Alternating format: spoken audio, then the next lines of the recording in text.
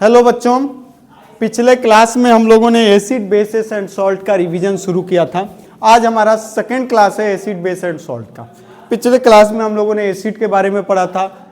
According to RNS हम लोगों ने पढ़ा कि एसिड क्या होता है, ठीक है, और बेसिस क्या होता है। अब हमारे पास जो अगला टॉपिक है जिसमें हम लोग कहेंगे स्ट्रॉन्ग बेस और स्ट्रॉन्ग एसिड क्या होता है, स्ट्रॉन्ग बेस क्या होता है और वीक बेस क्या होता है। स्ट्रॉन्ग बेस पहले समझते हैं। बहुत सिंपल तरीका है, जैसे हम लोगों ने पिछले क्लास में स्ट्रॉन्ग एसिड बताया था, वही सेम तरीका स्ट्रॉन्ग बेस के लिए चलेगा। तो क्या हो जाएगा, वैसा बेस जो पूरी तरीके से कंप्लीटली डिसोसिएट हो जाए, 100% आयोनाइज हो जाए। सिंपल मायने में बोले जाए, सिंपल मायने में हम कहें तो 100% आयोनाइज हो जाए, कंप्लीटली आयोनाइज हो जाए, और क्या दे, large amount of OH minus दे। तो क्या बोल सकता हूं, ए बेस, स्ट्रॉन्ग बेस किसको बोलेंगे, वैसा बेस जो क्या हो जाए, विच कंप्लीटली आयोनाइज्ड, विच कंप्लीटली आयोनाइज्ड, ठीक है ना, कंप्लीटली आयोनाइज। आयोनाइज होता है बेस तो क्या देता है बाबू, OH माइनस देता है। तो क्या देगा बाबू, ये large amount of OH minus देगा, large amount of OH minus यानी हाइड्रोक्साइड आयन हमको मिलेगा। तो large amount of OH minus देगा, और इस तरह के बेस को हम लोग क्या बोलेंगे, स्ट्रॉन्ग बेस के कैटेगरी में डालेंगे। जैसे हमारा कहना है NaOH, NaOH क्या होता है, सोडियम हाइड्रोक्साइड होता है। इसको अपन लोग पानी में डालेंगे तो क्या मिलेगा, Na प्लस एक्वस मिलेगा और साथ में OH माइनस एक्वस मिलेगा। तो OH माइनस एक्वस क्या है, यानी ये 100% आयोनाइज हो गया, पूरी तरीके से आयोनाइज हो गया, और that's why this is known as strong base, ठीक है। स्ट्रॉन्ग बेस पूरी तरीके से कंप्लीटली आयोनाइज हो जाने के बाद जो बेस बनता है, that base is known as strong base, ठीक। चलिए, कंप्लीटली पूरी तरीके से, ठीक। वीक बेस क्या हो जाएगा, जो पूरी तरीके से नहीं आयोनाइज होगा। वीक बेस क्या हो जाएगा, विच पार्शियली आयोनाइज। अगर मैं बोल दूंगा base which do not completely ionise, क्या होगा, विच पार्शियली आयोनाइज होगा। जो पार्शियली आयोनाइज होगा, पार्शियली आयोनाइज होगा किसमें बाबू, वाटर में, एक्वस सॉल्यूशन में, यानी पूरी तरीके से कंप्लीटली आयोनाइज नहीं होगा। यानी ये क्या देगा बाबू, small amount of OH minus देगा, small amount of OH minus यानी हाइड्रोक्साइड आयन देगा। तो इस तरह के बेस को हम लोग क्या बोलेंगे, वीक बेस के कैटेगरी में रखेंगे। जैसे एग्जांपल देखो, जैसे सोडियम हाइड्रोक्साइड स्ट्रॉन्ग बेस में आ गया, तो अगर potassium hydroxide, strong potassium hydroxide भी क्या आएगा, स्ट्रॉन्ग बेस में आ जाएगा, ठीक है ना। तो इसी तरह से अगर मैं वीक बेस में कहूँ तो वीक बेस का एग्जांपल आप लोगों को मालूम होगा, अमोनियम हाइड्रोक्साइड NH4OH, ये क्या है, वीक बेस में हम लोग चलेंगे। अमोनियम हाइड्रोक्साइड को हम लोग वीक बेस में डालेंगे। एक और ले ले तो कैल्शियम हाइड्रोक्साइड को भी हम लोग वीक बेस में ही डालते हैं।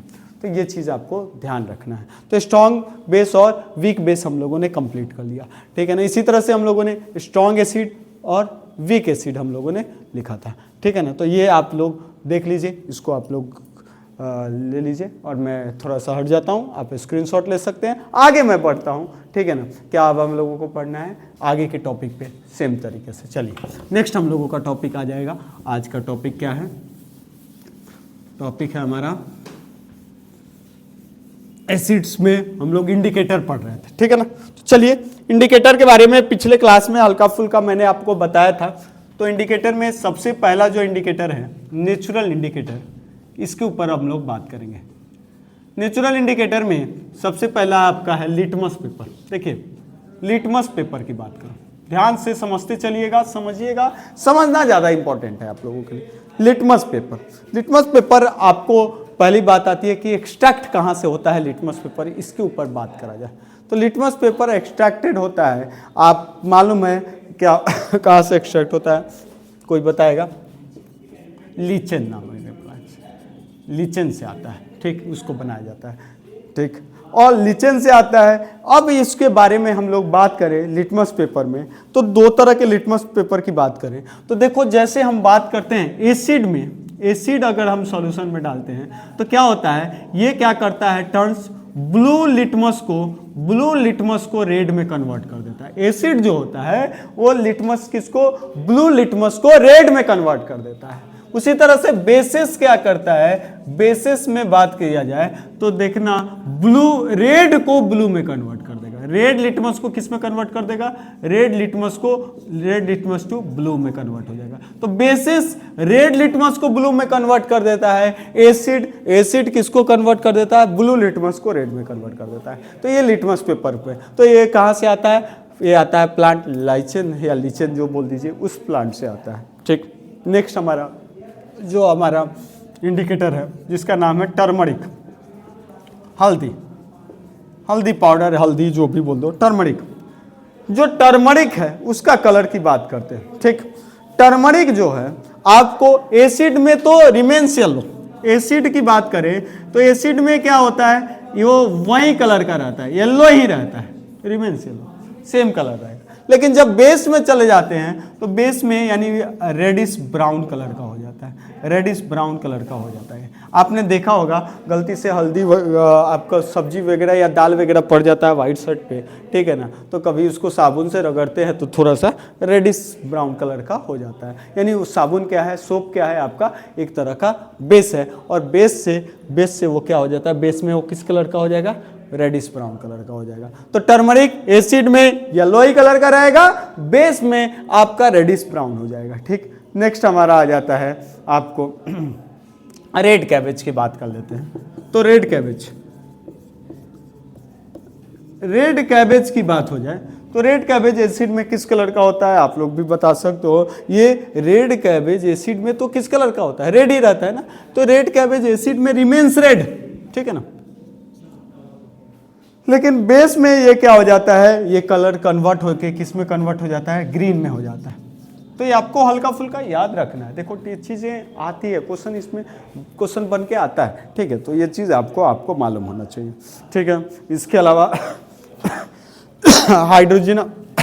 हाइड्रोजिना फ्लावर होता है, उसका कलर क्या हो जाता है, वो आपको पिंक में कन्वर्ट हो जाता है बेस में, ठीक है ना। तो इस तरह से चीज़ें हैं जो आपको एनसीईआरटी में आपको ध्यान रखना है। एनसीईआरटी में सब चार्ट दिया हुआ है। तो ये नेचुरल इंडिकेटर हो गया। अब हमारे पास आ जाएगा नेक्स्ट जो सिंथेटिक इंडिकेटर है। तो आप इसको फटाक से आप चाहो तो इसको लिख सकते हो अपने कॉपी में, लिटमस पेपर का, टर्मरिक का, रेड कैबेज का। नेक्स्ट अब हम लोग चलेंगे,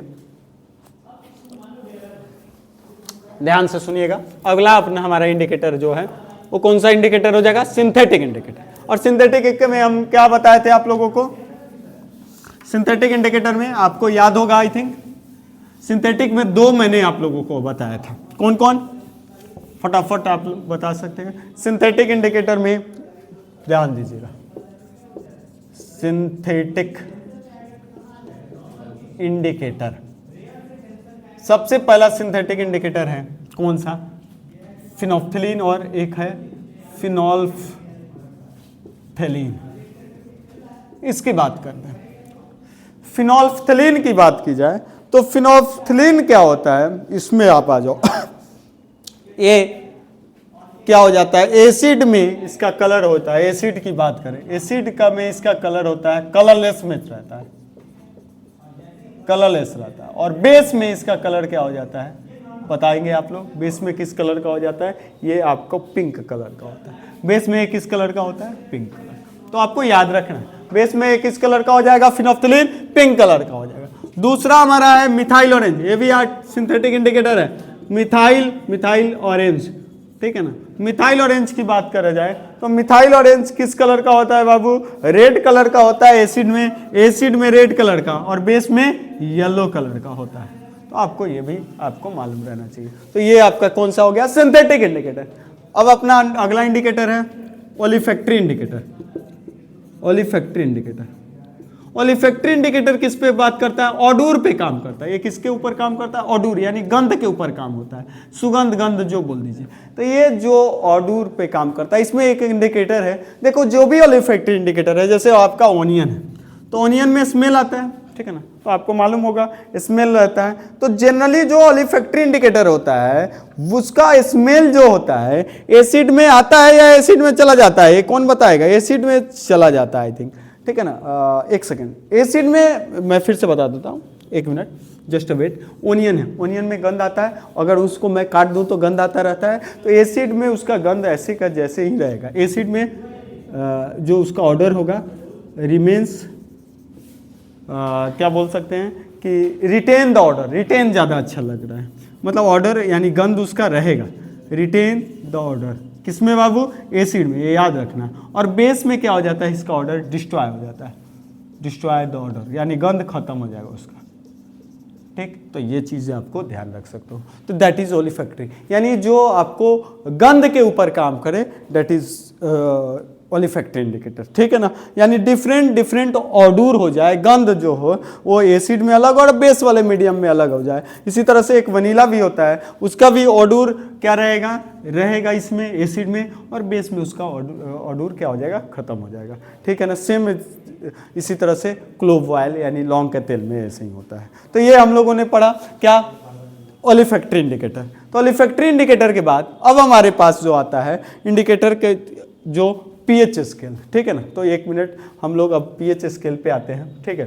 तो ध्यान से सुनिएगा, लास्ट हमारा क्या है, यूनिवर्सल इंडिकेटर, और जिसमें हम लोग क्या है, किसके बारे में बात करेंगे, पीएच के बारे में बात करेंगे। तो ध्यान से सुन लीजिए, यूनिवर्सल के बारे में भी बात कर लेते हैं। लास्ट हमारे पास है कौन सा इंडिकेटर है, ध्यान दीजिएगा, यूनिवर्सल इंडिकेटर। चलिए, यूनिवर्सल इंडिकेटर में हमारा कौन सा है, ये क्या होता है यूनिवर्सल इंडिकेटर, ये होता है मिक्सचर ऑफ सेवरल इंडिकेटर, बहुत सारे इंडिकेटर का मिक्सचर होता है। इसमें हमारा है पीएच स्केल। जो पीएच स्केल है एक तरह का स्केल है, इसको किस साइंटिस्ट ने दिया था, सोरेनसन ने 1909 में एक स्केल दिया था। और इस स्केल के बारे में हम लोग बात करें तो ध्यान से देखिएगा, एक तरह का स्केल है ये, ठीक है ना। इसमें वैल्यू कहाँ से कहाँ तक होती है, 0 से लेकर 14 तक होती है, बीच में 7 होता है। ध्यान दीजिए इधर 7 से इस साइड की तरफ चलेंगे तो एसिडिटी इंक्रीज करती है, एसिडिटी इंक्रीज करती है, एसिडिक स्ट्रेंथ इंक्रीज करता है। और इस साइड की तरफ चलते हैं तो बेसिसिटी या अल्कलिनिटी इंक्रीज करती है। मैं बेसिसिटी बोल दूँ या अल्कलाइन बोल दूँ, ठीक है ना, बेसिसिटी इंक्रीज करती है। प्लीज़ फोकस करते हैं आप यहाँ पे, थोड़ा सा ध्यान दीजिएगा इंडिकेटर में, यूनिवर्सल इंडिकेटर में पीएच स्केल। तो पीएच स्केल जो होता है ये सिर्फ और सिर्फ आपको एसिड और बेस को ही नहीं बताता है, ठीक है ना, ये आपको strength of acid and base भी बताता है। स्ट्रेंथ ऑफ एसिड कि कौन सा एसिड कितना स्ट्रांग है और कौन सा एसिड कितना या कौन सा बेस कितना स्ट्रांग है, इसके बारे में भी बात करता है। यानी strength of acid and base के बारे में ये बात करता है, और इसको हम लोग पीएच स्केल बोलते हैं। तो ध्यान से देखिएगा, 7 से इधर की तरफ चलना है और 7 से इस साइड की तरफ चलना है। 7 से इधर की तरफ हम लोग बढ़ रहे हैं तो बेसिसिटी इंक्रीज कर रही है, और 7 से इधर की तरफ हमारा एसिडिटी इंक्रीज कर रही है। देखिए पीएच एक मैथमेटिकल फंक्शन है और इसका वैल्यू होता है pH is equal to minus log of H+। H plus के कंसंट्रेशन के ऊपर डिपेंड करता है। pH is equal to minus log of H plus, यानी किसके कंसंट्रेशन के ऊपर डिपेंड करेगा, ये आपको H प्लस के कंसंट्रेशन के ऊपर डिपेंड करेगा। तो H प्लस का कंसंट्रेशन, अगर ध्यान दीजिएगा, H प्लस का कंसंट्रेशन इधर से इधर बढ़ रहा है, और H प्लस का कंसंट्रेशन जितना ज्यादा बढ़ेगा एसिडिक क्या होगा, एसिड का क्या होगा बाबू, एसिडिटी बढ़ेगी, यानी एसिड स्ट्रेंथ बढ़ते जाएगा। H प्लस का कंसंट्रेशन इधर घटते जाता है। अब देखो 7 पे क्या है, न्यूट्रल है, ये भी ध्यान जाइए, 7 पे क्या है, न्यूट्रल है, पूरा ध्यान दीजिएगा। तो pH 7 पे जितना H प्लस का कंसंट्रेशन होता है उतना ही वो H माइनस का कंसंट्रेशन होता है। pH 7 पे H प्लस का कंसंट्रेशन जितना होता है उतना ही वो H माइनस का कंसंट्रेशन होता है। अगर मैं 7 से इस साइड की तरफ चलूंगा, इधर क्या होगा, इंक्रीज करेगा H प्लस का कंसंट्रेशन, और जब H प्लस का कंसंट्रेशन इंक्रीज करेगा, H प्लस का कंसंट्रेशन इंक्रीज करेगा तो pH का वैल्यू घटेगा कि बढ़ेगा, अब आप लोग बताओ। pH का वैल्यू घटेगा, pH वैल्यू डिक्रीजेस।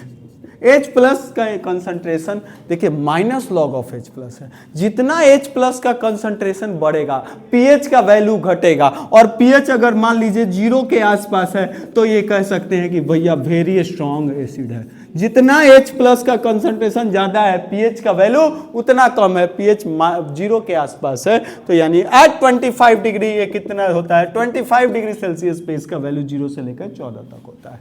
ये ध्यान रखना है, समझ में आ रहा है। इस साइड क्या होगा, इस साइड जो है अगर मैं कहूं इस साइड 7 से इस साइड की तरफ हम चल रहे हैं तो H प्लस का कंसंट्रेशन ज्यादा है। किससे ज्यादा है भैया, OH माइनस का। OH माइनस का भी कंसंट्रेशन होगा लेकिन H प्लस का ज्यादा होगा। 7 पे ये दोनों का कंसंट्रेशन बराबर होगा। और 7 से 14 की तरफ अगर मैं चलूं, 7 से 14 की तरफ चलूं तो ये क्या होगा, यहां पे H प्लस के कंसंट्रेशन से ज्यादा, H प्लस के कंसंट्रेशन से ज्यादा इधर OH माइनस का कंसंट्रेशन बढ़ेगा। और OH माइनस का कंसंट्रेशन यानी H प्लस का कंसंट्रेशन घट रहा है, H प्लस का कंसंट्रेशन इधर घट रहा है, pH का वैल्यू बढ़ रहा है। और pH का वैल्यू बढ़ता है तो नींद से जगिए, क्या हो जाता है बच्चों, pH का वैल्यू जब बढ़ता है तो क्या हो जाएगा, pH 14 यानी बहुत स्ट्रॉन्ग बेस होगा, ठीक है ना, वेरी स्ट्रॉन्ग बेस, यानी एसिडिटी कम हो जाएगी उसकी।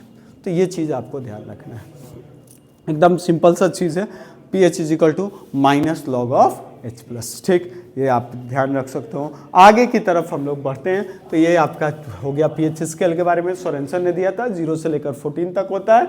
अगर pH 7 है तो न्यूट्रल है, ठीक। pH 7 का मतलब है H प्लस का कंसंट्रेशन और OH माइनस का कंसंट्रेशन दोनों क्या है, बराबर है। नेक्स्ट की तरफ बढ़ते हैं, आगे की तरफ आप लोगों को। तो ये था यूनिवर्सल इंडिकेटर, इसमें सिर्फ एसिड और बेस ही नहीं बता दिया, 7 से कम जितने वाला वैल्यू है वो सब एसिडिक है, लेकिन कितना ज्यादा एसिडिक है ये भी हमें पता चल चुका है इससे, कितना ज्यादा ये बेस है।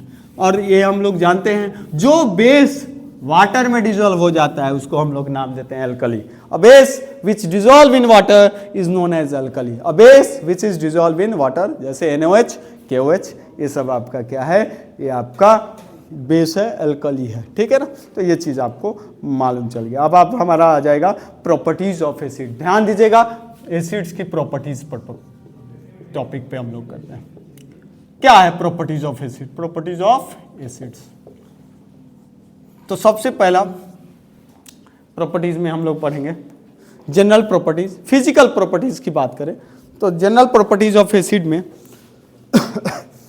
हम लोग फिजिकल बोल सकते हैं या जनरल प्रॉपर्टीज के बारे में बात करें, जनरल प्रॉपर्टीज ऑफ एसिड, तो आप लोग बहुत अच्छे से जानते हो एसिड की जनरल प्रॉपर्टीज क्या क्या होता है।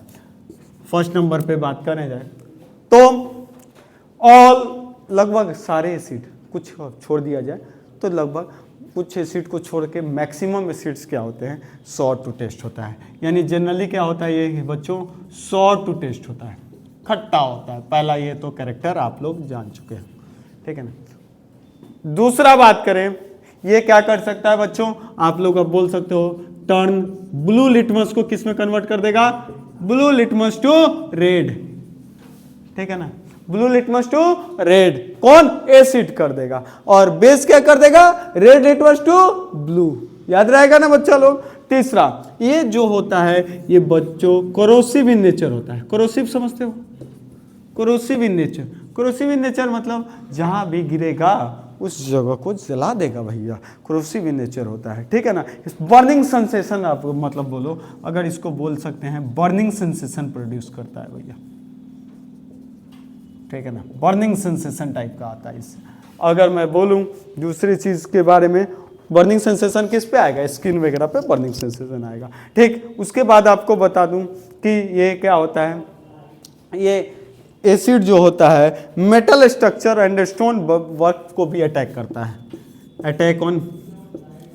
Attacks on metal structure and stone work. इसीलिए इसको किस में रखा जाता है बाबू, आप लोग जानते भी होंगे, इसको ग्लास में रखा जाता है, इसको ग्लास के कंटेनर में रख दिया जाता है, या आपको मालूम होगा सेरेमिक कंटेनर यानी वो उस सब कंटेनर में रखा जाता है, चीनी मिट्टी वगैरह, यानी ग्लास के कंटेनर में इसको ज़्यादा रखा जाता है। मेटल में रखेंगे, मेटल से ये रिएक्ट कर जाता है। तो चलिए अब हमारा वही टॉपिक आ जाएगा कि केमिकल प्रॉपर्टीज ऑफ एसिड्स, ठीक। तो ये तो जनरल प्रॉपर्टीज है, अब हम लोग केमिकल प्रॉपर्टीज पे बात करेंगे। केमिकल प्रॉपर्टीज, जनरल प्रॉपर्टीज बहुत सिंपल है, आप इसको और भी चीज़ों की तरफ लिख सकते हैं। तो नेक्स्ट हमारा है chemical properties of acids.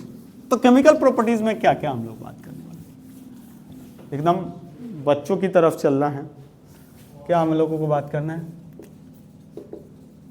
Chemical properties of acid. सबसे पहला केमिकल प्रॉपर्टीज क्या है एसिड्स का, फर्स्ट प्रॉपर्टीज में बात करोगे तो क्या है भाई, अगर हम लोग क्या करेंगे भाई, रिएक्शन कराएंगे, रिएक्शन विथ मेटल, मेटल के साथ एसिड का रिएक्शन कराओ, मेटल के साथ डाइल्यूट एसिड का रिएक्शन होता है, एसिड रिएक्ट टू मेटल, ठीक है ना।